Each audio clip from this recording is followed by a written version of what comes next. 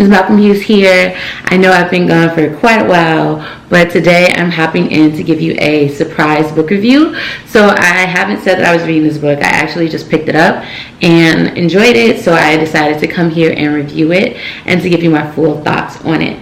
So the book that I'll actually be reviewing today is Ayiti by Roxane Gay. Ayiti is a series of short stories. I believe it's actually Roxane Gay's first published work, and it is a compilation of short stories in and about Haiti. So there are stories that take place in Haiti, there are stories that take place from individuals who are of Haitian descent who live outside of Haiti. With that being said, I will say that overall I did enjoy this book. The stories for me were fresh, they were diverse, a nice balance between age ranges, between different desires, right? Different perspectives. There were individuals who, you love your island. There are individuals who are dying to leave, and you get to see so many different angles, whether that be from individuals who are citizens there critiquing tourists or their interactions with each other, or the exchanges with family members who have left Haiti and how that changes things. So in that sense, I think that the book is brilliant. As an individual who likes learning more about the world and different cultures, I really enjoyed that aspect of the book. The book does begin with a story of a young man who is enraged. He's in America, he's upset, and what Roxane Gay does well here is she immediately drops you into his emotions, and you are quickly able to understand why he feels the way he feels. And I think that that's something that she successfully does throughout all of the stories, right? You actually get to see these characters living their, well, not their full lives, but we're dropped into an aspect or a component of their lives, and we get to feel that with them fully. And I think she does that remarkably well.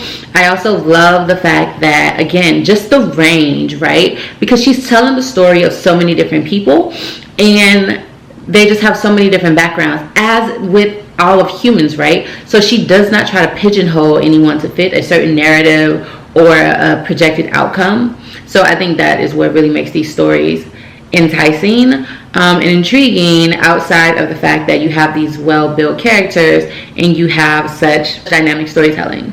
Again, as someone who likes learning, I really loved learning the fact that Ayiti is actually the Taino name for Haiti, the original Taino name that they were given, and it means land of the mountains. What I can say about a lot of these stories that I really liked about them is that I didn't necessarily see where they were going. Also, I'm someone who's really big on, when I'm reading a book or when I'm reading anything, honestly, I like to have tidbits that stay with me, right? And I think that she had a lot of prolific one-liners that kind of stuck with you. Outside of the overall and overarching meanings of the stories, there were some really poignant one-liners that really hit you and made you pause and reflect. And I'll give you a couple of examples. So one, which is seemingly really simple, right? It's "Then the world intruded. It always does."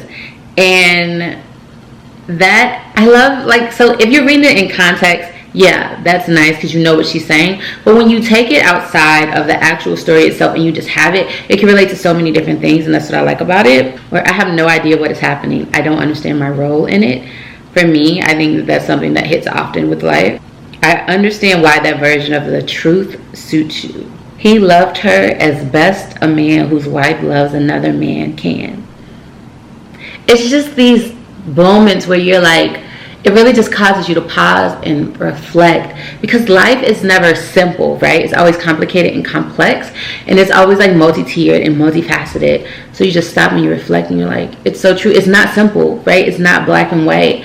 It's just layered and messy sometimes. I cried to wash us all clean. And that's just taking on the burden of those who you care and love. I've changed so much in so short a time. Or this, I am tired of promises, but they are all we have to offer. And probably my favorite one is this moment, whatever it is, demands patience. Or it was a great opening, in the opening story, and it was I am the devil she knows. Listen, I am someone who loves words. So Roxane Gay, for me, will never be at fault for the words she chooses and how she strings them together. I think she does it wonderfully. If I had to say anything negative about this work, I would say some of the endings of some of the stories were just kind of for me, a little meh. Like, they weren't what I wanted. I wanted more. A lot of them I felt like were open. Like, they were wrapped into a bow, but I feel like it could have gone on. I felt like it was cut short.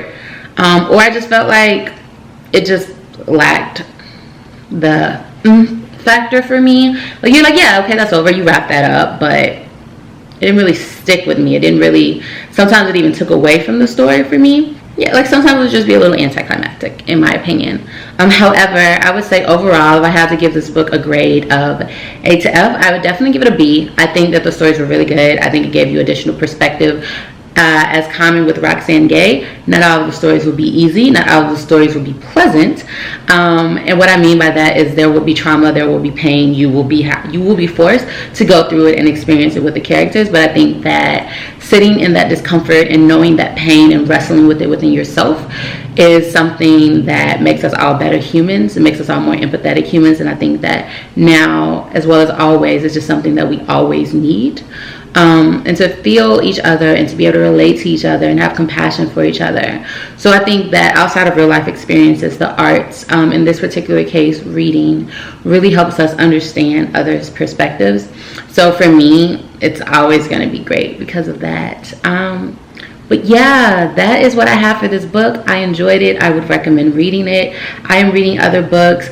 Due to everything happening with COVID and just so much I have going on right now, I do not want to say which books I'm reading, just because I cannot guarantee which one I'll get through first. I am letting the books move me as they will. So more book reviews will be coming. I hope that you are all reading. Let me know what you're reading in the comment section below.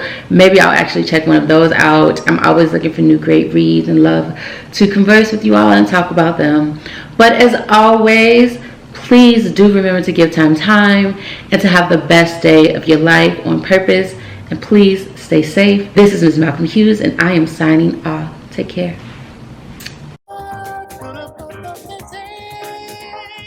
Also, for those of you inquiring, I do still have buttons, my Ms. Malcolm Hughes pins, and the details on how to get those are below.